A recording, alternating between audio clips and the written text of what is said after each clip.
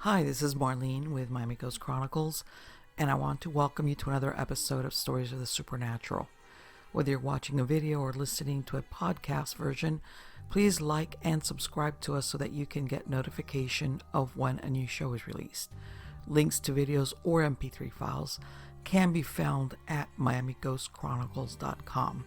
You can also find information about my talk show appearances and any new book projects at marlenepardo.com, or go to Amazon and look up my author profile as Marlene Pardo Pellicer. I narrate several podcast series that can be found on major podcast platforms and also listened to via Alexa, Sonos, and other home systems.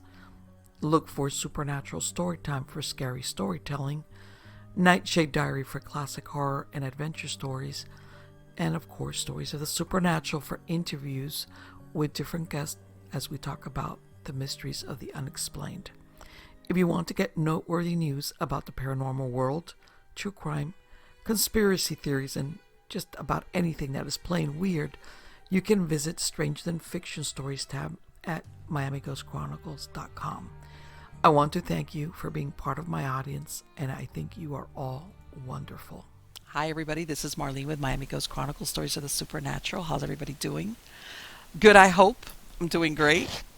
And I know a lot of you are going to be asking, where are you, Marlene? Because as you can tell in the background, I'm not in my office slash studio slash dog pound, etc. No, folks, I'm selling my property and I'm moving out to Central Florida. I'm leaving Miami. And I know a lot of you have been following me, because my wimpy farmer stories and all this, all the fruit trees and stuff that we've done. But me and my husband, we decided, you know what, right now we're hoping to make money for it. Plus we realized, we did a lot of work with the fruit trees, but like I said before, and you've heard me complain so much, it's hard work. It's really hard work. And I want to spend more of my time writing, okay? And it demands, like I said, even if it's a micro farm, it demands so much time and effort that by the time I finish out there, I'm ready to pass out. So we made a decision and we're moving out to Central Florida. When I say central as in right in the middle between north and south and east and west.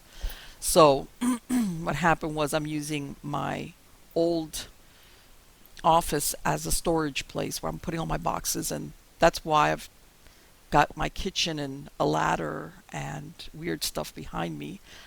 And it's very cluttered. You just don't see it. I'm telling you, me and my husband, we swore if we ever, either one of us comes up with the idea of moving again, we're authorized to punch the other one in the mouth or kick him or throw a shoe at him or something like that. But anyway, here we are, guys. But besides that, everything is good. Kind of crazy still because 2020 is just one of those years. But besides that, everything is good, and I hope you and all of yours are doing well. But now let's get to the good part. The good part is who I have today for a guest, and I have a gentleman by the name of Brent Thomas, and he has his own YouTube paranormal internet show, and he's after my own heart. Everything that I like, ghost stories, you name it. The name of the show is the Paranormal Portal. Okay, and on it he features everything paranormal. He is also on TFR Live, iHeartRadio, TuneIn. As a matter of fact, he is live though, 5 days a week from 7 p.m. Pacific Standard Time, on YouTube, where, whatever the format is, whether he's interviewing or reading stories, you can call in and it's a live show. And we'll talk more about his shows and the format of his shows and everything along the way. But again, and of course, I'm going to have a link in the credits of the show. But in the meantime, help me to welcome him tonight. How are you doing today, Brent? Oh, I'm fantastic. Thank you so much for having me on. No, on the contrary, it is my pleasure. It's my pleasure. And I'm going to ask you what I ask all my guests. How did you get involved in the paranormal? I don't know that there was ever one catalyzing moment or any Okay. one catalyzing thing that happened. It's just I've always been absolutely enamored and fascinated with the unknown. I think it's the idea that there's still mystery in the world, And from a very young age, I like that. I've always liked magic and mystery and monsters, and the whole idea that the world is not maybe as tamed or categorized or labeled and compressed in between pages of a scientific journal, that there's still magic. And I love that idea. I love the idea that the world isn't all just shelves on a science wall. That there's still treasure, there's still mysteries, there's still so much that we have to learn, and that is absolutely fantastic. And I think that that's probably been my driving force. You hearing that hiss? Yeah, I Okay, know. I'm here we are. hearing I'm it. back, folks. And we had to stop really quick because I know this is going to sound so. Brent and I, we're listening and we're hearing both of us, I guess because we have headphones on, that a real slight hissing. So I had to stop and I checked it and everything's okay. Okay. I know there's people out there going, "Oh, Marlene," and it's like, no, no, no, no, no. This is what happens in the world of recording videos. But Yeah. anyway, let's get back and let's let Brett continue with his story. As in, you casually became what, a paranormal enthusiast, or was it the story? What was the allure for you in this? Again, I think it was mostly the idea that I love that there's still mystery and magic and discovery in the world, and that everything isn't subject to, or it isn't already figured out yet. The hubris of science and of people is that, oh well, this is what it is and that's all there is to it. Now let's look somewhere else. And I think there's more to it than that. That there's more, that the paranormal isn't where things are going sideways, or it's not where there's glitches, but it's the breadcrumbs to demonstrating a much more beautiful and dynamic reality. So it's really something. Um, what? Well, you know what?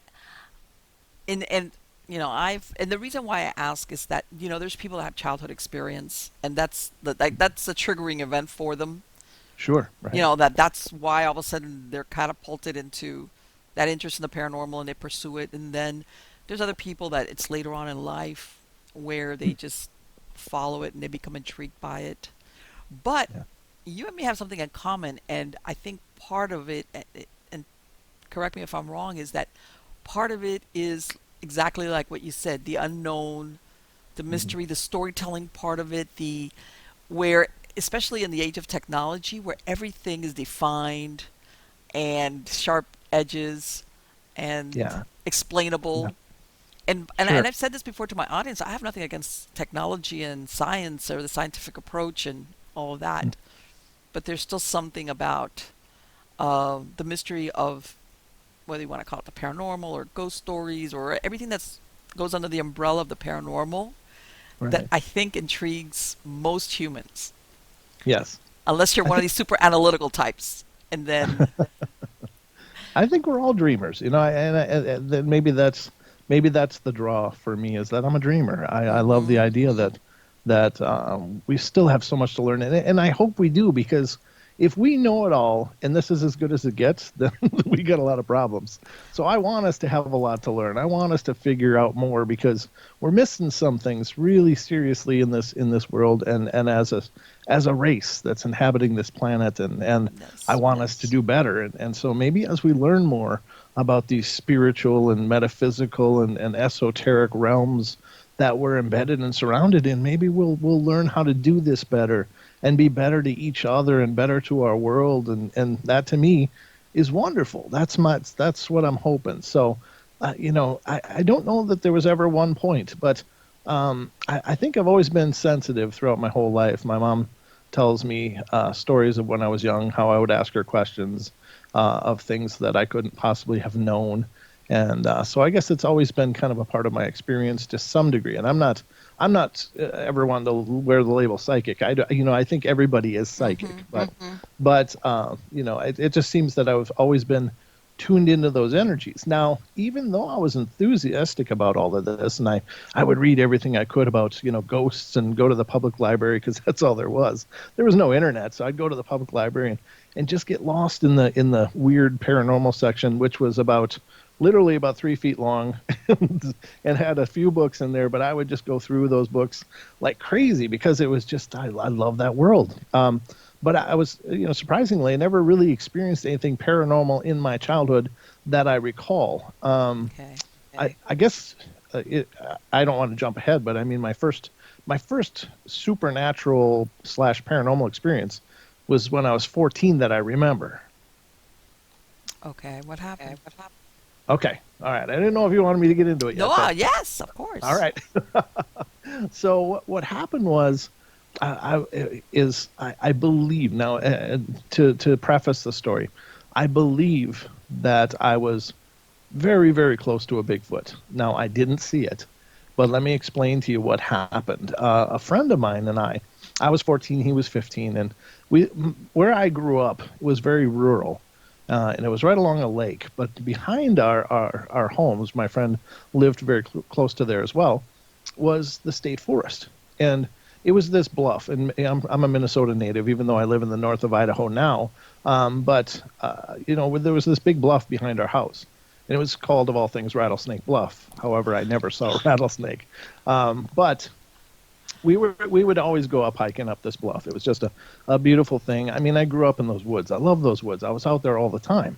But this one day in the summer, he and I hiked up to the top of the bluff. Then we got up there and we're messing around, and then it was starting to get later in the afternoon, and we're like, we better get down because you don't want to be trapped up there in the pitch dark after the sun sets. Those forests get really dark, and I had to come down that hill once in pitch blackness, and it was wow. Absolutely harrowing. But we were getting down the hill and we were making good time and stuff. But we were coming down this ravine. It's like a dry run. It's never a flowing stream or anything, but it's all washed out from thousands of years of melt-offs in the spring. So it's all sandstone and limestone, so it carved it out. It's a beautiful little ravine. So we're coming down there. We're on this dried-off waterfall part, and we decided to stop on the ledge of this waterfall, and we're both looking down because the terrain ahead is actually kind of tricky. It's all just this field of these limestone boulders, and it's a little treacherous, so we're kind of plotting our course. Okay, let's go down this way and stuff. And suddenly, right behind us, is the deepest, most menacing growl I have ever heard in my lifetime. This growl shook my body, vibrated my entire body, and it was right behind us. And I grew up here. I grew up in this land. I grew up in this area. The biggest thing we have was white-tailed deer. There's no bear. There's only deer, and they don't growl. And so we have coyotes and things, but whatever was making this noise was huge. It was enormous, and it was vibrating me, and I couldn't move. And it's not that I couldn't move. It's just that I didn't dare move because whatever made that noise, I knew in my heart was going to kill me. I was about to die. And the one solace I was going to take is that I wasn't going to see what it looked like before it killed me. That was like, I don't have to see that part. I'm going to my death with my eyes shut. I'm going to go, yeah, exactly. I won't have that as my last image. So we stood there for a few seconds, and this thing continued growling, and just this rumbling, deep growl, and it was just terrifying. I was so afraid, and moments passed, and I said to my friend, I said, "What is that?" And he goes, "I don't know, but we got to get out of here." Because now a lot of Bigfoot enthusiasts say, "Don't run. Don't run." So, but you have two options. It's fight or flight. And whatever was making that noise was way out of my fight category. Yeah, that was not an option. So that wasn't going to happen. So yeah, I know. Right. Yeah. So we flew down the hill and got down there. And I mean, literally, we must have run for the better part of a mile through this treacherous rock, just, devil may care, just, barreling down. And we made it. We didn't die. Either from the growly thing or from falling and breaking something. But, for years, I carried that. I was like, what was that? I had no idea. Now, I knew Bigfoot existed. According to Leonard Nimoy, he was in the Pacific Northwest. Right. That's where Bigfoot was, in search of told Yeah, me. exactly. But I didn't know that they were all over the place, and I didn't know for a number of years. So I carried this noise around in my head, this harrowing moments with no explanation, no definition, nowhere to put it. Just something huge was behind me, and it wasn't until I started researching, probably, 10, 15 years ago, Bigfoot, and started learning about them and learning that they are all over the place. There are Bigfoot in every state, reported in every state of the United States, with the exception of Hawaii. There are reports coming in from all of those states, Yeah. and people are seeing something. And so then I started to learn what are the signs of them. Learned about tree breaks, learned about structures and things like that that people find. And so as an adult, I went back up into those woods and I looked and I started to find those things. I found a tree break, a huge, I mean, it's a sapling about 6 inches in diameter of like a maple sapling was snapped, just snapped. There's no deadfall on top of it. There's no driving back in there. There's no roads for something to drive and run over this sapling. And it was snapped off at about 3.5 feet up from the ground, just snapped. And then I found a structure, and it was built. It was built very low to the ground. It was kind of dug out underneath, but there wasn't a cut piece of wood in the structure. It was all broken pieces of wood that made up this structure. And then I found, a stick. Now, I think something was really right there just before I was, because I found a little maple sapling branch, and it was about 2 feet long, and it was very green, but it was devoid of all of the bark, and it was tacky to the touch, meaning that it was just stripped. Now, I immediately I started thinking, oh my God, this could be Bigfoot. That could be, and that was finally that growl made sense to me, that maybe this is what I was confronted with so many years ago. And then I was picturing this stick, and I was like, well, you always see the primates on TV grabbing, chewing off Right. the green barks and stuff. And so I'm thinking this could be part of their diet, and I'm having this whole revelation. But this is my first encounter. This was the thing that really catalyzed that the world really was. It wasn't just my dreaming and my wishful thinking. There was really things out there that we don't understand. Now, did it affect your going out in those woods again afterwards? Once you heard that, that's without seeing it. Did you like think like that? Twilight is falling, or that's it, I'm I, gone. I will tell you what, though. I did go back into the woods, but not for a while. But Okay. I'll tell you that I never had that same innocence in those woods that I Good. used to, because suddenly I was aware that there were possibly other things there. And Hmm. I mean, the reality expanded suddenly and brought me into the presence of something that I wasn't prepared for. And and remember, back then I still had no idea what it was. It was just something big was growling. So I was way on alert every time I was in the forest. But I mean, we were country kids. Where else were we going to go? There was either the Yeah. forest or the lake. Those are our two choices. Right, because you hear these stories of even adult hunters, outdoorsmen that have an encounter, whether it's a Bigfoot, a dogman, some type of cryptid, and it changes their whole outlook about how they feel about the woods. They for some reason they find that, like you said, that level of security, as far as like back what you're describing is the worst I have to worry about are the deer. And all Yeah. of a sudden it was like, okay, the edges just got real fuzzy on what's out here. Hmm. And not what's out there is something that what may want to eat me, tear me limb from limb, Right. or Yeah. because of course our imagination always goes down the worst case scenario path. Absolutely. Yeah. And I mean, yeah, I've heard some people, for lack of a better word, some people develop almost like PTSD in some cases because they can't get over the experience. right. And I've interviewed hunters, lifelong hunters, have been generational hunters Hmm. that saw one and they can't enter the forest anymore. It's just gone from them. Okay. It's like that was taken from them. Now, Hmm. if I had seen it, I probably would have been in that same situation. But it was just, it was just this terrifying growl. And so I guess after a while, you just will, the only thing I'm really grateful is that I wasn't alone, because if I had been alone, I don't know, what I would have thought. Am I crazy? Was that just me? Did that really happen? But I know it did because I wasn't alone. Someone else was there experiencing it with me. Did you ever find out? Did you ever investigate if in that area anybody had ever had a Bigfoot sighting? You know, yeah, I didn't have my own show yet at that point when I started learning about it, so I wasn't real forthcoming with all of that. But I would always ask the people along that area. It's like, you ever see anything weird up here?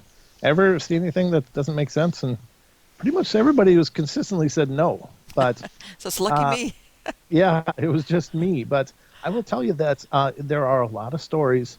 My brother being one of them, he's a deer hunter, and he tells a story of where he was hunting near that area, about a mile away, and he was hunting, and he saw this big buck walk out, and he shot it. He got it, and it took off running, but he got a good hit on it, and he tracked it. He said it was losing all kinds of blood. I mean, this thing was not going to go far, and he said that he and a friend went together and followed the blood trail into this thicket, this thick area, and then suddenly the blood trail stopped, and he said there couldn't have been any blood left in this thing. But it wasn't there. It was just gone. Now, if another hunter would have found it, they would have field dressed it, because a Minnesota white-tailed deer is, 150 or plus pounds. I mean, they're big Right, corn-fed deer. And so, nobody's just going to drag out a full deer. They're going to dress it and then, make it as light as they can and then drag it out. They're not even going to carry it out. They're going to drag it through all that stuff. He said there was no drag marks, no gut piles. It's like this thing just evaporated. It was just gone. Wow.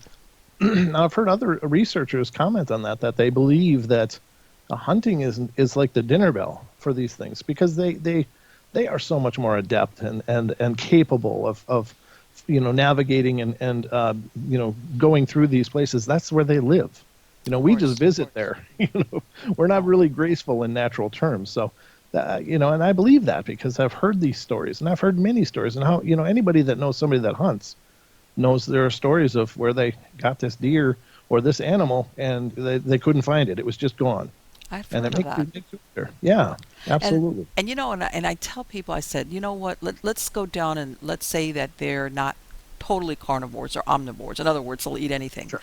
I tell them, if you think about how people describe the Bigfoot, hundreds of pounds, 8, 9, 10 feet. I said, do you know how much food it takes to sustain a body like that, a predator? It takes a lot, especially meat. Okay, you ask any zookeeper how much they feed the animals there, which are smaller sometimes than what a Bigfoot is. Sure. They have to spend a lot of their time hunting and eating just to survive day to day. Right. So would you describe as the dinner bell for them, which is, hey, I'm going to get food and I'm not going to have to hunt for it? Right. That Right. makes so much sense for a predator, because I'm going to say they're a predator, because I do believe, I'm not a Bigfoot expert, but I do believe at the very least they eat some type of meat just to Sure. sustain what they're described as.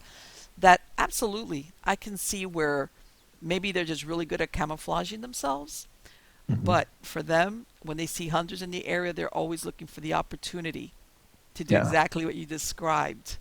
Yep. And I believe they do, and it might help explain where some of these deer are going that people are not finding, Yes, I've heard of that. I've heard of hunters like that. All of a sudden, they're tracking an animal they shot, and it's just nowhere to be found. Right. Yeah. So I think that's a strong possibility. I think you're absolutely right. Well, and this is do they have in that area? Because I know what is it, Minnesota or is it Michigan? I'm sorry, that they also have stories of dogmen out there as well. There's a lot of cryptids out in those northern states that I've heard of also. That's really funny because when I first started hearing about the Dogman, it was always the Michigan Dogman, and then you started hearing stories from like Ohio, and then Wisconsin with of course Linda Godfrey. I had her on the show and interviewed her, and she's a wonderful, wonderful person. Just love her to death. But she talks about, of course, the Beast of Bray Road, and now there's stories I've caught more recently of the Minnesota Dogman, and I had never heard of anything like that in our areas. So I don't know if they're spreading out or if there's more people coming forward to talk about them, because I think there's a real trend, and if you think about it, the conversations are more easy to have now, easier than ever before. More people are able and willing to discuss what they've experienced, because you're not going to be that weirdo, that gets Yes. whispered about at the water cooler. Yes. Everybody's kind of come into the ideas, and Yeah. then we're embracing them more and more. And maybe it's, has a lot to do with shows like Finding Bigfoot and Ghost Adventures and things like that make it more a part of our vocabulary, because we're exposed to these ideas more, and people see other people that are having experiences and like, well, they're not weird. That means I'm not weird. Okay, it's okay. Yeah. You know? Yeah. Before, like you said, it had a stigma. Like you didn't want to be that person or that guy. It's Mhm. like, yeah, all right, I'll just keep this to myself. Yeah. So I think people are having those discussions now, and maybe that's why that the Dogman suddenly was spreading out, because suddenly people were like, okay, you know what? I heard about this story. I can talk about my story because you wouldn't believe this. Yeah. And Right. and it ends up being really cathartic, I think, as well. That Yes. people don't have to, internalize it anymore. They feel like they can share. And so many times I'm interviewing people on my show, it's like, oh my God, it's the first time I've ever shared this. It feels so good to talk about it. Yes. And it's wonderful. It feels really great to be able to, not only hear these amazing stories, but to help them in their process of putting their lives back together. Right. You know? And a lot of people, and I've spoken to a lot of people that are in law enforcement. It was like a career killer if you ever spoke about certain things that you saw. Because it would follow you around. You were that Yeah. guy or that girl that saw or whatever experience, so you kept it low. And if you had a nice boss, they would be the first ones to pull you in and go, "Shut up. Don't talk about this anymore." Yeah. You know? And then, Yeah. of course, a lot of them, once they retire, they leave that type of job, then they come forward and do exactly what you just described. And it's like a Right. big weight is lifted off their shoulders because they're like, I know I'm not going crazy. And I Hmm. checked off all the boxes of the plausible, and that leaves me with whatever happened, whatever, it was their experience was made up of. Yeah. Yep. And and sometimes, and maybe you've had that experience, they haven't even told family or close Oh, yeah. friends because they Many don't. times. Yeah, Yeah. Because they can call in anonymously. I don't make them say who they are. right. I just ask for a name, and a lot of times that's exactly what people say. It's like the first time I've ever talked about it. I haven't even told my wife about this, and Yes. maybe it emboldens that communication. And because I think that's it's a horribly isolating thing to have an experience that already just destroys your paradigm. And you Yes. can't. It's not like you can just go to your buddies and say, "Hey, man, check this out. What do you think?" But I think that's improving, and that people are more able to, because the conversations are out there and the shows are out there that are doing it, like Sasquatch Chronicles and the Confessionals, and of course the Paranormal Portal and your show, and everybody's giving voice to these people. And I think the surprising thing for a lot of people is hearing how many stories there are out Yes. there. I'm not the You only know, one. yeah, exactly. There's a lot of people like me. Wow, and that's really great. So I guess in Yeah. some sense, that's People don't amazing. realize the psychological impact because you mentioned it just a second ago. If this is possible, what else out there that Yeah, was always like fringe or woo woo or whatever, like, oh, yeah, yeah, yeah, yeah, is could that be real? And like all of a sudden, your paradigm, what you live in goes, yeah, and for a lot of people, depending on your personality, you need that structure. And some people, hmm they become paralyzed when all of a sudden, it's just the world is not what they thought it was. So it goes right. beyond just, let's say, if they had a sighting or an experience or whatever the case might be. Let me hmm ask you, because you're up there in the north, considering in Florida, are you close to Skinwalker Ranch? I'm north of it by quite a bit. That's in Nevada, right? Nevada, No, Utah. so Utah. Well, I'm just north of Utah, but I'm on the top tip of Idaho. So Okay. southern Idaho, of course, would be much closer. But that's right, it is Utah. But no, I thank goodness. Well, you know However, what? I asked because I was going, I've always thought, and I'm thinking, this is the one place that just about everything under the sun and a little bit extra actually occurs on that piece of land. yeah, there's a few areas like that. But Right, of and I was course, about to go there, but I know there's others out there that just don't have yeah, that well known, but I'm sure that there's others out there. notoriety. Yeah. Yeah. Well, Yeah. the funny thing is though, there's something going on out here on this whole region as far as UFOs is concerned. Now, another story of mine excuse me, is all my life I've had an open mind for the whole UFO thing. I believe that they're probably out there. I believe that they visited us, but it was a belief, and it wasn't until 7 years ago, six and a half or 7 years ago, I was visiting this area. I used to live in Minnesota, as I mentioned, but I was up here on a business trip because the company I was working for moved up here. So I came up on a business trip, and the person who owned the company was like, rather than put you in a hotel, he said, I bought this mountain cabin. It's been converted into our home. We haven't moved in yet. Do you want to just stay up there in the mountains? And I'm like, well, yeah, of course. And, he brought me up there and showed me around and stuff. And I was like, wow, it's really beautiful. And that was going to be where I was going to be sleeping. And it's an amazingly beautiful area. And earlier in the day, he was showing me around, and I noticed he had night vision binoculars. I was like, oh, cool, because I've always wanted to get a hold of night vision binoculars or, some night vision scope, because the truth of the matter is that our stars, when you look up at the night sky, you're seeing the yellow stars and some of the bluer colored ones, but most of the stars in our galaxy are actually red and are not so visible with the naked eye. So I was like, I can't wait to see what this looks like. I'd heard about it, people using, infrared to look up at the night sky. And so, after the day, I came back up there at the night, and it got nice and dark, and it was a late spring. It was still chilly out. There was a partial moon that night. I'm up in this mountain cabin, and the way that the house is situated is, it was built on one side of the valley. And there's like a logging road that comes by. That's the access. You got to drive this logging road back about a few miles off of, it's 3 miles off of the main road. So it's way back in the mountain there, and everything else around there. There are other structures, but they're these seasonal cabins where people hunt, and they come in, during the seasons and hunt and stuff. So there wasn't any real residences anywhere near there. It's just these little cabins that people visit during the warm months.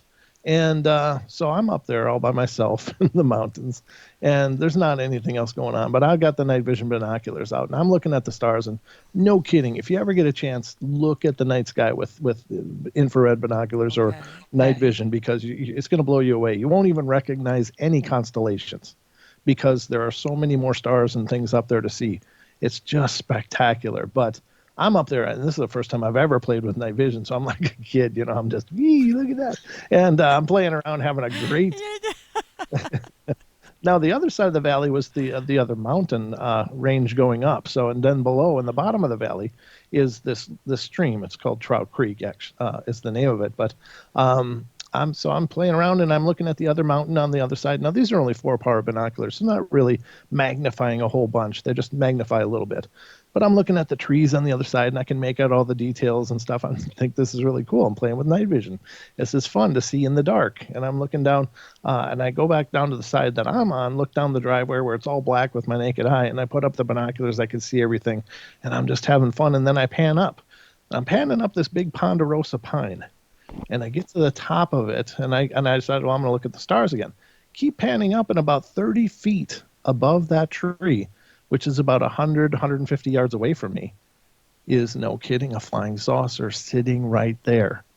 No sound whatsoever. It's sitting there, just sitting there. And it's literally the proverbial saucer, the 2 pie plates, like this. But the 2 points don't come together like this. There's a gap in between them. There's these panels of light. And it's flashing light and stuff. And I'm like, oh, my God. I'm having this amazing moment where it's real. Like, it's not a belief. It's a knowing. I'm looking at this flying saucer. It's sitting there, absolutely noiseless, and no sound whatsoever. And it's just flashing light. It's just, brilliant, but it's all in green because the night vision, of course, is all green. Mm-hmm. And I'm just beside myself, just having this whole epiphany of experiences all at once. And then I'm like, oh, my God, I got to see this with my naked eye. So then I take down the binoculars, and I look above that same tree, and there's nothing there. There's just stars. I was going to say, you could only see it. And then I raise the night vision, and it's there. And then I lower the night vision, and it's not there. And I raise it, and I'm raising and lowering, and I'm like, oh, my God, it's cloaked. It's hidden. That's what I was about to say. Yeah, it was hidden from my native, whatever the spectrum we see natively was not visible. It was visible outside of that. So I was just like processing all of this. I'm absolutely overwhelmed and just amazed, and my jaw's open, and I'm looking and looking and looking, and then I started looking, and I'm looking at it, and then I'm thinking, I'm here looking at them, and they're sitting up there, and I'm about the only thing going on in this whole valley, so they're probably up there looking at me. And so I'm like, oh my God, wait a minute. This is as real as I need it to be. I don't feel like I need any probing tonight. I'm done. Right. I don't want to be have an abductee story to tell after this. No, I don't want that. I don't want that experience. So I went inside, locked the doors, and of course I'm, pacing the windows, looking out to see if I could see anything. Never did see anything more. And that, as far as I know, that was the end of my experience. I don't have any missing time or anything like that, but it was just this amazing experience of seeing a saucer. And, I sat there for hours, and it must have been about 3:30 or 4 in the morning before I was actually able to nod off at all, just because the adrenaline was just coursing through me. Yeah. And I had this, this existential experience of seeing the impossible, seeing the things that aren't supposed to be there. And I knew now that more than ever, I knew it was real. So that was my UFO experience. And now the funny thing is after experiencing that, all my life I've been looking at the sky and never seen anything weird. But now that I've seen that, I've seen other weird things in the sky. It's like, I don't know if it just opens a seal or something in us. And it's the same thing a lot of times for ghost experiencers. Now, their whole life never have an experience. Something happens, then they're having more experiences after that. And it just seems to be a trend. And I don't know if it's unlocking an awareness in us that makes us more receptive to the possibility or what. But yeah, that's pretty crazy. I think that there is something to that, what you're describing, as far as that awareness comes alive, whether there's something that you pick up. But and I love that story because to me, whether it's a UFO sighting or cryptid, whatever, it's those moments, like you said, when you see it, not really because you're looking for it per se. Yeah. Like what happened to you when you were a kid. Mm-hmm. You were just heading home, and you're just watching the stars. Yeah. And all of a sudden, but sometimes people go looking to have that experience. I think the best ones are the ones where they just kerplunks you like a 2x4 on the head, like, what? Yeah. Okay, here we go. That's a good point. Yeah. I mean, in both cases, I wasn't looking for anything paranormal or out of this world. I was just looking. I was just having my own experience, and these other things just intruded on my experience and made themselves known. So yeah, I mean, it's just incredible. But and you know what? And it's really weird because as a matter of fact, the other day I was watching the movie The Close Encounters of the Third Kind. That was a great movie. Yeah. And of course, in that movie they portray the aliens as being very friendly, and they want to do this kumbaya with the human race. But now there's those two schools. One of them is that they're friendly. Well, there's three really. One that they're friendly, one that they really don't care, they're just observing us, and then the other ones that they're like using us as guinea pigs. Yeah. And I think everybody now is like what you said. I really don't want to find out what are the type that are watching me or vice versa. Yeah, and that it's kind of curious though, because there's the one thing that I think is kind of bizarre is that you don't really hear about saucers as much anymore. It was like when UFOs made it into our social consciousness, it was always flying saucers. Then there were like cigars and these other weird shapes, and then it was like these big triangles, like the Phoenix Lights, phenomenon, and many others where people are seeing these enormous triangles. Then there's the egg shapes and all these weird shapes, and it kind of occurs to me that I don't think we're just being visited by one type. I think that these different craft might be indicative of different races, the different craft design based upon where they're from. I think that stands to reason. I would love to know who was driving the one I saw, because that's a curiosity. I mean, it's what were they seeing? What were they seeing when they were looking at me, and what were they looking at me for? I was just an idiot out on the porch with some binoculars. So, I mean, I don't know. It's just funny. You got to wonder, what were they doing? What was that all about? And I guess those are the questions we'll never get answered, but they're always there. And that was so interesting when you said that. Unless you were using those binoculars, you couldn't see them. They had some kind of cloaking device. Yeah, that's really the part that really drove it home. Because, of course, I think everybody's heard of the old breakaway space program, where we have secret compartments of our government or Mm-hmm. society that are doing their own thing and developing these amazingly advanced craft based on Right. perhaps collected craft of aliens. And the fact that I couldn't see it with my own eyes was like, okay, this isn't ours. you know Right. that, that's a whole different level. Right. Because uh, yeah, you're absolutely right. A lot of people think that UFO means alien or extraterrestrial, and it's not necessarily that. It's just unidentified, which yeah, could mean it's ours. It originates with this planet. Like, but you said it's just really super advanced technology that is being kept hush hush by some agency that nobody knows about. Yeah. yeah, yeah, uh, uh, exactly. but But yeah. the thing that occurs to me is that you know there the I think they must be kind of benign. At least I think I'd love to believe that they were just really altruistic and benevolent, but I don't know. But I don't think that they're here to take over, because I mean, why would they have waited and all the time that they've been a part of our world, which may even be thousands of years, depending on how you look at it. You look into Hmm.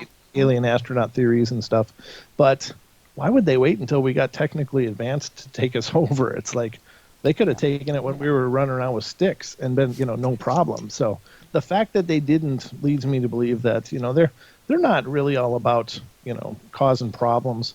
They're just here, and maybe they're here to watch and observe. Maybe they're here to help, but in a real subtle way to let us find our own way. But I just don't necessarily buy the whole where they're here to as overlords to take over kind of thing. Right. Like how much, or then you can go into that school of, did they interfere? Did they genetically tweak us way back then? I know that there's that theory Yeah. of that's why they've stuck around all this time, just to Hmm. see what happens with the experiment, kind of Yeah. deal. Yeah. We're an ongoing experiment. That's for sure. Well, yeah, and I've heard the same, the different theories, as far as there's different ones. There's some that are friendlier, some that are not, Yeah. some that are more hands off. Like the Star Trek Prime Directive thing, Yeah. like step back and let them do their thing. Don't interfere. Don't help them with technology, because you're gonna screw up their world. The development. Yeah. That's true. And it makes you wonder. But I think the one that everybody worries about, though, I hate to say it, is the if you have I don't know, beings that are so advanced that they could, however, whether they're interdimensional or black hole or however they get around, obviously they're more advanced than us, so we're kind of at their mercy if they decided to like become nasty, I guess is what I'm saying. I know everybody always thinks about that in the back of their Yeah. mind, as in, I hope they're friendly. Yeah. Yeah. And I think they are. But yeah, if they're able to either traverse dimensions or to do whatever they want, to come across the stars, and they have these ultra advanced craft that we can't even figure out how they're running. Um, I don't think we would be any kind of technological challenge if there's stories of missiles being disarmed by these Hmm. these craft that are appearing during testing and stuff, Yes. and so obviously no matter what we would lob, they could just turn it off. So I don't think that we would probably pose much of a challenge. In our arrogance, I think we'd like to think so, but I'm not so convinced that that's the case. But I don't know. I think that they're kind of there's some for some reason they're a part of what we're doing, whether they helped us along, and history would suggest that they do intervene and have, if you look at like Pumapunka and the potentially the pyramids or other structures from our ancient world that were somehow carved. Granite was carved with bronze chisels. The math Yeah. doesn't really add up in a lot of cases, but I don't pretend to know, and there's so much about this stuff that I don't know and nobody knows. But I just have fun postulating and thinking about it, because it really does open up the possibilities. It opens up the world. Well, you know that well, when I say recently, I mean, like, what is it, a couple of years ago, that they admitted that they did have a program through the government. They Hmm. basically disclosed because they were having so many reports from pilots, uh, Yes. describing these ships or crafts or whatever you want to call them that were speeding along and doing maneuvers that In other words, it was like they finally admitted it, and it's kind of hard to dismiss that. Right. Yeah, it is. Very difficult to dismiss that. Mm-hmm. And again, like I said, I'm sure that that's been going on for many, many, many years, and way before there was just a lot of pilots or trained observers, whatever you want to call them, that it was like, let me just shut up before before they debrief me and then send me off for a psych or whatever. Yeah, yeah, exactly. But Yeah. yeah, it's and like even what is it when you look at in Peru the Nazca lines, those Yep. um, those The designs ships of animals are the only way you could see them was way up hundreds of high. feet in the air, and Yeah. you would think back in those years of those civilizations to have pulled manpower off to do those things, that was something very important because usually you had your people Hmm. making food or artisans or storing food or whatever it was for survival. So when you Right. pulled people to work on that, it had to have some very, very important significance. Right. Yep. And of Absolutely. course that makes you think in other words, they weren't doing it just because we have nothing better to do and let's get artsy craftsy and carve out these huge glyphs on the side of a mountain. um Yeah, that's true. Very good point. so it yeah, when you put your mindset back in those times, back then people didn't, unless you were of course way up the food chain, you really didn't have that much a luxury time, like as far as Yeah. like I have nothing better to do. you Yeah. know There was always something better to do. you had to work, you had to like Yeah. farm or whatever it was, whatever it was that you were doing at that time in that civilization. Hmm. Yeah, there's a lot out there that still is under the question mark. And you know Hmm. what, I've gone to some, and I don't know if you've had this experience with people that you've interviewed, Brent. I've gone to a few groups out here that talk about UFOs and UFO encounters, and MUFON were doing presentation. And it was incredible because I had people telling me, after the presentation, came up to me and were telling me that they had had a sighting, and at this point, just of a UFO, and then they had an uptick of paranormal events in their home, Oh, yeah. which was really weird. And it was more than one person, by the way, that told me this. Ah, that is really weird. But there is kind of a bleed through if you look at the phenomena between spirit stuff and some alleged abduction stuff. It's very, very close in a lot of ways. Yes. Yes. The creatures standing by the bed, coming through walls, dragging people through walls, and all those kind of experiences. So there is a real similarity between the two, and it just makes me believe that I think that we perceive a lot of things, and we're perceiving a lot of things, but we just throw a label at it and call it spiritual. But I think that many things that may exist in other dimensional realities may just appear to us as spirits, even though they're really not. And perhaps some of these visitors that are doing these things are just a multidimensional entity. And I don't mean that in a like, oh, that's all they are, but Right. that they're a multidimensional entity, and as they interact in our realm, perhaps fundamentally they would appear like a spirit, but they're not. Right. Yeah. And I've heard, that some people think like the Greys are biomechanical. I mean, there's so many theories out there floating around as Yeah. far as what they really are. And even the Men in Black thing. Some people think it's a human. Other people think they're not because they're so weird Right. looking. Yeah. Um, very like, how can I say, pretending to be human kind of appearance. And Yeah.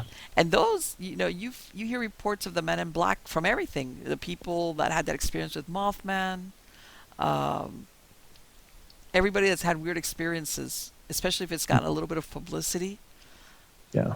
have reported sometimes for years back that they got a visit from some weird individual telling them to shut up or something like that. Stop talking, huh?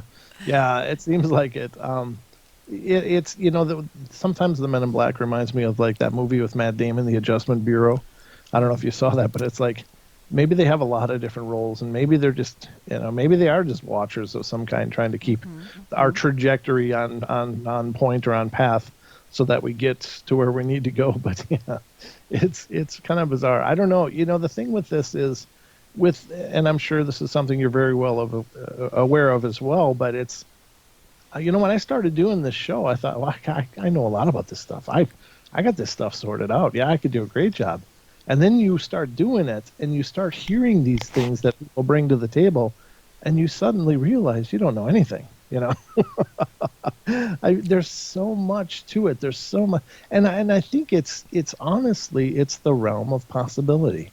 And when you start crossing the ideas that some of it may very well be spiritual, some of it may very well be alien, some of it might be cryptids, but then you start talking about tulpas and thought forms and manifesting things inadvertently in poltergeists and other spiritual presences, and suddenly you've got this huge laundry list of possibilities. And then it might be quicker to just say what isn't possible, and you realize pretty quickly that it's all possible. Sure. And a lot of times we're the agency. We're, in other words, it's not the ghost thing, like you said, whether it's a tulpa or poltergeist. That's very interesting. We're very powerful beings, I think. We are. I think we are these dynamically impressive, divine, radiant lights that have been somehow fooled into the idea that we're separate and hopeless, But we are absolutely, just imbued with this amazing ability and awarenesses that we've just got to remember how to find it. It's like separate, right? You mentioned it, and you're right. It's like a Venn diagram. I think all those areas overlap as far as the spiritual, or if you want to look at ufology. You're breaking up. I am. Am I better? Or did I? Yeah, no. Am I okay? Yep, you're good now. Okay, good. Anyway, that everybody wants to, there's people that are strictly UFOs, and if you talk to them about ghosts, they'll look at you like, yeah, right. Or the other way around. And I think really that they all overlap, whether it's cryptids, or even, the parapsychology part of like the power of the mind, whether it's remote viewing, psychokinetic energy, which a lot of people think is a source of poltergeist activity. All those things, I think, they kind of overlap at some point. They're not totally separate, despite what people, Yes. Because I'm sure there's people out there, I've spoken to people, the ufologists, that they're like strictly hard science. Yeah. And don't talk to them about anything else. And it's kind of funny when you think about it. It's like, well, you'll believe there's little people in flying craft that are coming from across the cosmos. Or you'll believe that there's this big ape out in the woods, or a dog man, but you won't believe in, the fact that, we are made of energy, and after we die, we may choose to linger.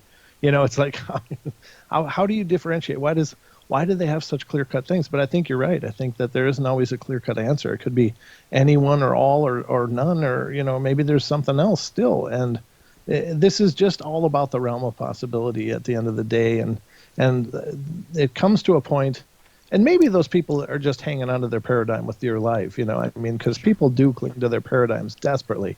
This is what I'm willing to accept. This is what I can't get my head around. So, and they just stay in their path. That's their lane, and they don't want to leave it. They don't want anybody pulling them out of their lane. And maybe it's for some of them, like us, like move-on researchers, for example, they're very rigid. They're very rigid in their ideology, but I think they have to be, because they're representing a national group of researchers, and you've got to stay within a certain prescribed zone. Just like, if you're let's say if you're working in the post office, that you probably shouldn't be trying to discuss nuclear physics because you're a postman. That's what you're here for, So I think that's can be some of that too. But I don't know if I'm making any sense or not. I am in my head, what it's worth. That's all that matters, right?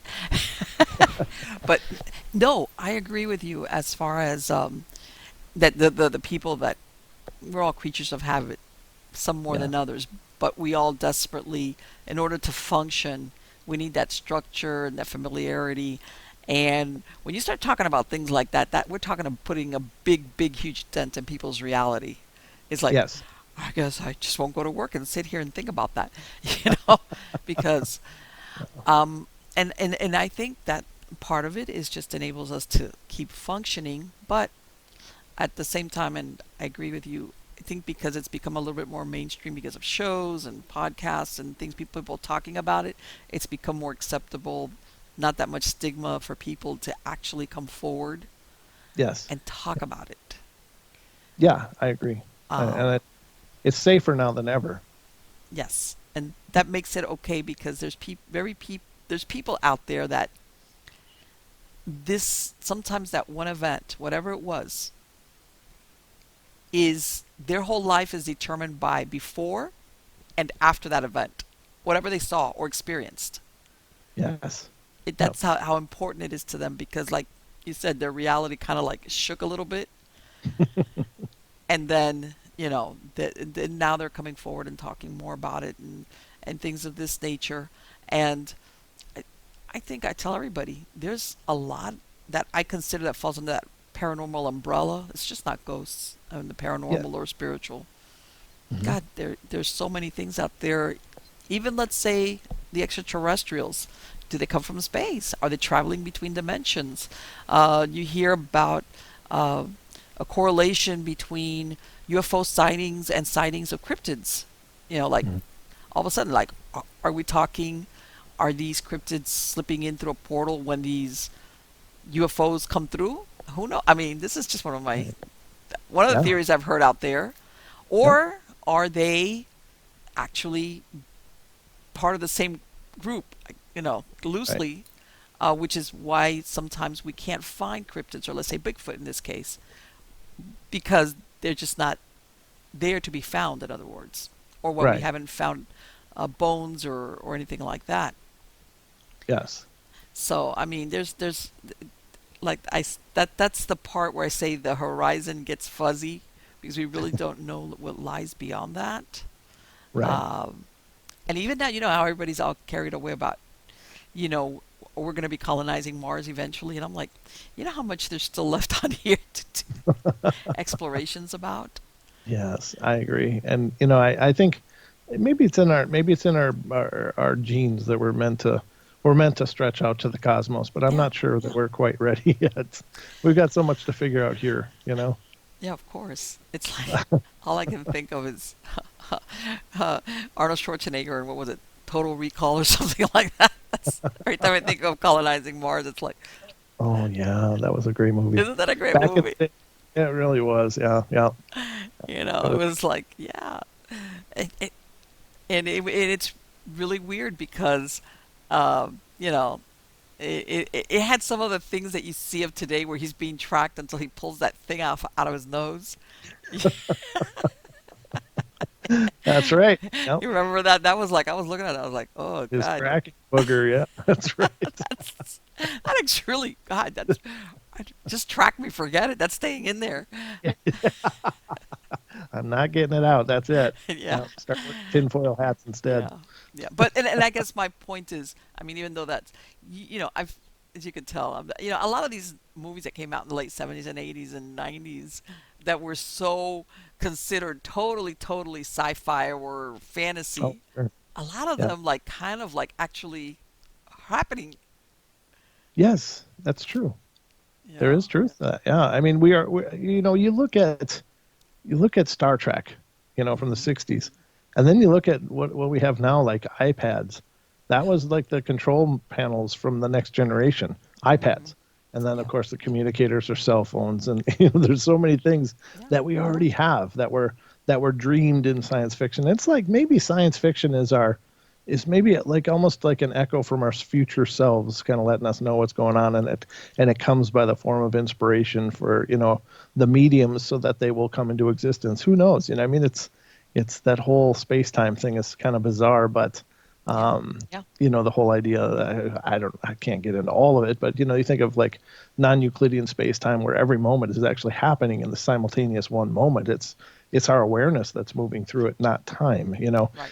Right. And that's a really exciting prospect, but it's also, it also will cook your bacon in a hurry if you think about it too Well, much. yeah, you know how people or creators or artists call it their muse, and maybe Yeah, you know when they're well, I'm going to use the word channeling. You know, yeah, they're channeling that, I don't know, that frequency, I guess, if you want to look right, at it like you're saying, everything is happening all at the same time. sure, yeah, Uh, and they're just picking up, they just happen to have that moment, especially now with all these crazy people taking ayahuasca, you yeah, know. yes, yes, exactly.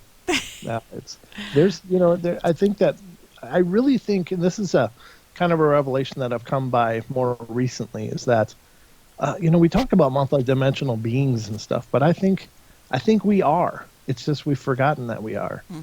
because when you think about things like astral projecting, Yes. lucid dreaming, and stuff, these are very real experiences that could very well be happening on a different plane of reality or existence. Maybe it's a multiverse experiences. Maybe it's just another vibrational reality that we're not fully aware of in our conscious minds, but we can experience in these altered states. And I think that we are incredibly powerful, potent beings, but we just have somehow, or by some measure, forgotten this. And I think that that's exciting to me, because we think that we're separate. We think that we're alone. We think that we're small, little, minuscule things on the face of this great cosmos. But when you think about the whole multidimensional aspect, then we belong to it all, and it's a part of us, and we're a part of it. And I think that's beautiful.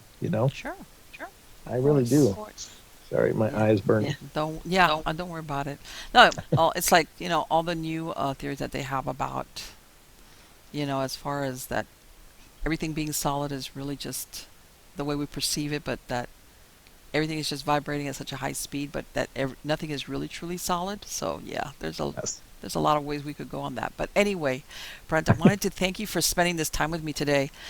Oh, And for sure. I'm going to have a link to your YouTube channel on the credits of the show. But for my podcast listeners, what's Hmm. the best way to either listen to you? Should they go to YouTube if you want to go ahead and give out that information? And also the days and the times that you're streaming live. Okay, so on YouTube is just one part of what we're doing, but you can check us live. Check out the Paranormal Portal live.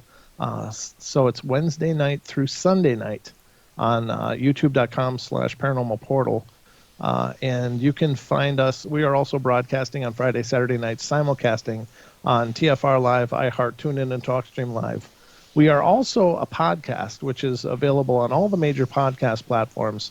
Just look for the Paranormal Portal on Pandora, Spotify, iHeart, iTunes, Stitcher, Castbox, Google Play, any of the major podcasting platforms. We're out there, and those are different shows entirely. So, these are very different, not very different in the feel of the shows, but each show is unique. I'm not just grabbing YouTube shows and making a podcast, or making a podcast and then making it into a YouTube show. So they are all individual shows. So, but otherwise, follow us on Facebook, facebook.com/Paranormal Portal Radio. That's the best Okay. way to keep in touch with us. I don't have an official web page yet, but it's in development. So, and Okay. you can find Brent Thomas on Facebook as well, and you reach out and get in touch with me. Okay, sounds good. Fantastic. I want to wish you the best of luck on all your projects, and thank you again for spending this time. It has been absolutely fabulous to speak to you. Thank you so much for having me. I've had a blast. It's been an absolute pleasure meeting you, and I love these kind of conversations. So I know I there's really appreciate lots it. of weird stuff out there. It's like makes the weird little heart happy. But thank you again, Brent. Take care. All right, thank you. Bye-bye. Wow. Yes. See, he's got a lot of interesting themes. Like I know he reads some stories about people that submitted about different experiences they've had, and it's live and so on and so forth. But yeah, and it's very interesting because when I ask people how did you get into this paranormal, he says it's something, but again he relates how as a teenager, as a kid, he had this experience with what he thought now that he thinks was what, Bigfoot or some type of something that wasn't a deer. Okay, and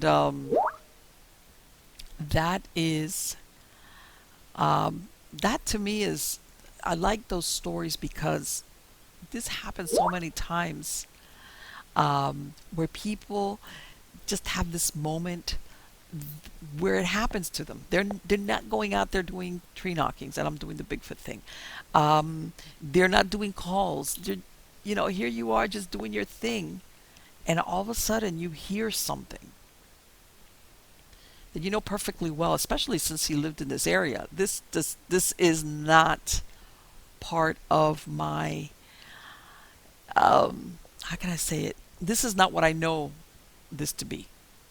Because as human beings, we become attuned to our environment. Where you live in a place, whether you live in the city or urban or rural, whatever, you all get used to a certain type of noise in the background that you know this is normal. This is life where I live at. And I'm sure most of you will know that once you hear something that doesn't fit in there, you perk up. Sometimes you're even asleep and it will wake you up or kind of bring you out of it. So he knew immediately that growl, whatever it was, did not fit anywhere into the possibility of any animals that would be there. Not only that, but the growl was so intense that without seeing it, he knew whatever it is can eat me, dismember. I don't know. Like, I don't want to find out what it is that's making that growl, because I know my instincts tell me I'm going to have a short end of the stick on this. And I know there's a lot of people out there that purposely look for these encounters with a cryptid or a Bigfoot, for example. And sometimes, I admire people like that because sometimes I'm always thinking, you don't know what's going to happen in that encounter. You don't know which way it's going to go. They might flee from you, they might run off, or they might camouflage themselves and watch you. But what if you catch one on a bad hair day? Or one that's sick, or hurt, or defending young, or anything. How do you? And I mean, that's the X factor. In any situation, that you don't know sometimes which way encounters of this type will go. And that's why when he said that story, I said, even as a kid, because, usually at that age you kind of like don't want to think about that too much, but I know subconsciously this must have shifted his reality of the world. Just like, I didn't need to see this, but I know enough that whatever was there does not fit into what should have been there. And then that door opens and a lot of things spill out as far as the possibilities. And the reason why also, and I know I've spoken about this before, but I'm going to come back to it. And I think a lot of times as human beings, we try to put a human sensibilities to either, I'm going to say cryptid, if you want to call it an animal, because some of them you don't know how much of an animal they are, or they have some type of human qualities. Whether it's a cryptid, so I'm going to say a cryptid, or an extraterrestrial, or anything. We want them to be like us, good or bad. Like evil, bad, or to have a moral compass like that, or not to do things that we would find offensive. And it's like that. I think that's a big mistake. And I'm going to give you, if right now, and I know there's people out there going, why are you picking on Bigfoot, Marlene? I'm not picking on Bigfoot. This is just a hypothetical. Like I said, let's say you've got a Bigfoot who's huge. All the descriptions for a Bigfoot is that they're massive, a lot of body weight. Okay. You know how much an animal like that needs to consume daily to sustain itself. Okay? That's not even considering if they have young or any reason why they're hunting extra. And they decided to go and hunt and eat a human. Okay? Because a lot of people say, well, they eat deer. Yeah, because deer are much more common and numerous in their habitat. They're in the woods. But, for us, our first initial reaction that if it was ever discovered that Bigfoots ate people when they had the chance, or because certain circumstances drove them to it, it's like, oh my God, it's horrible. It's like, okay, do you really think that the lion that brings down the gazelle is evil? It's not. It's doing what it needs to do to sustain, to survive. And I think a lot of times people want to make, even if let's say that they do have human-like qualities or appearance or whatever, the first law is the law of self-preservation. And I think that if that ever turned out to be the case, that it was discovered, oh, by the way, these Bigfoot, they try not to, but if they have the chance, they're going to kill you and eat you because they need meat. They need X amount of meat from day to day. And they spend most of their day hunting or eating which is what most animals do, to make it to the next day. And people would be like horrified. And it's like, why? It's not an evil or bad thing for us humans when we put our, how can I say, our motivations on it. For us, cannibalism is a very taboo thing among humans. And sometimes we try to put that on other species or animals, and that's not the case. It's not that moral compass doesn't exist with them. In other words, they might hunt and eat us not because they hate us or they're out to get us. It's just that they're hungry and they need to eat. And like a lot of predators, they're opportunistic.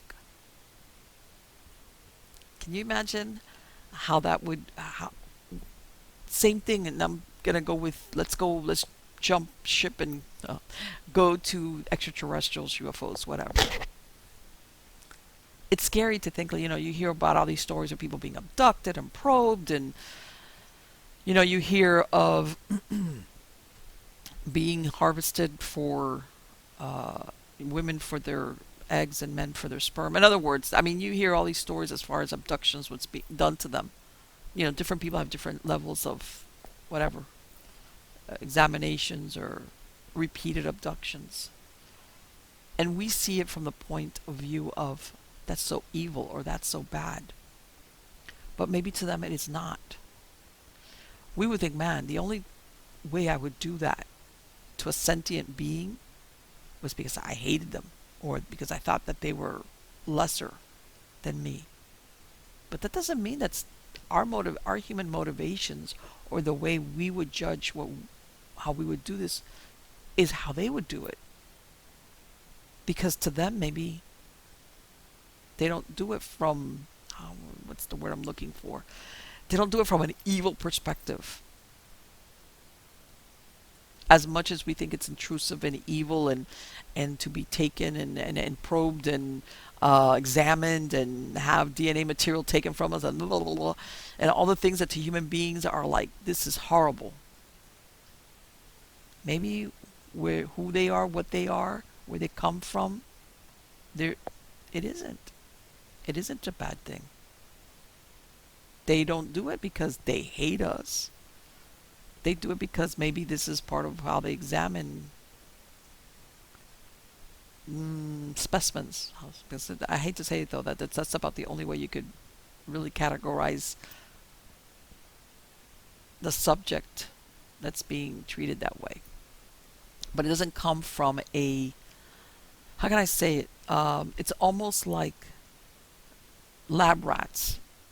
The scientists that use lab rats for experiments.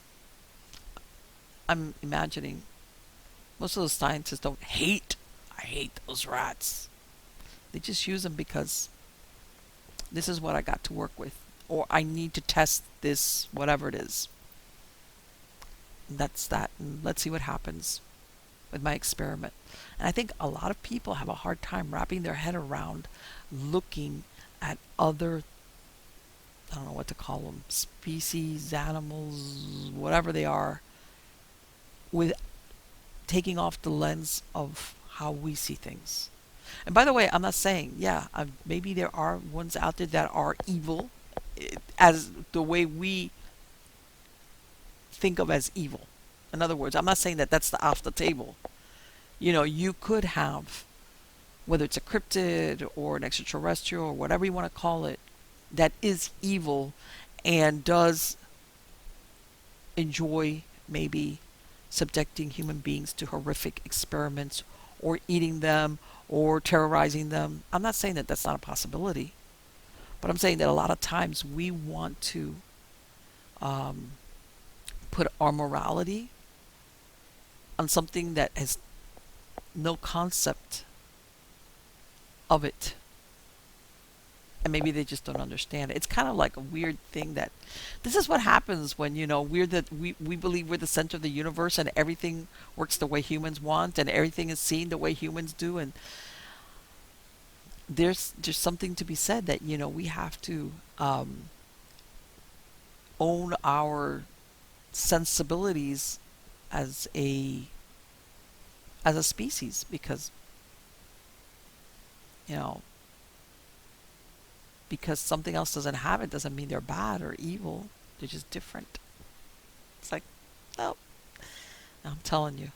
But anyway, guys, I hope you like this show. I've got a lot of interesting guests coming on, even though I'm going to have to slow this down. Because, oh my God.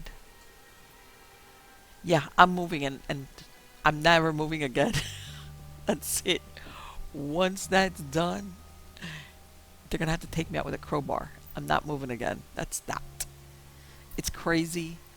But you know what? I might as well do it in 2020. I mean, everything else is happening in 2020. So I might as well, what is it? Hang tight and go along for the ride. But yeah, it's like, again, you can see the background. I've got a ladder and weird stuff. And I'm doing this out of my dining room table that I pushed up against the wall. And Yep, it's crazy. But anyway, I do have interesting guests coming on. I'm going to have to do some scheduled juggling, especially now with the holidays coming up. Thanksgiving, Christmas, Halloween, all that neat stuff. But I'll take you guys along. I got a nice property that hopefully we're moving to real nice. Bigger than where we're at now, by the way. A lot bigger. It's going to be nice. Yep. And let me see if I can film it and I'll show it to you guys. And I'm hoping I can go out there. It's a real small town where I'm going to, though. It's only got about a little bit over 5,000 people living there. But it was established in the 1880s, which means there's probably a lot of interesting history and maybe ghost stuff. And, I'll be investigating once I actually, unpack and sleep for about a week and things like that. But anyway, guys, thank you so much for coming back every week and sharing this time with me. You are all wonderful. Take care.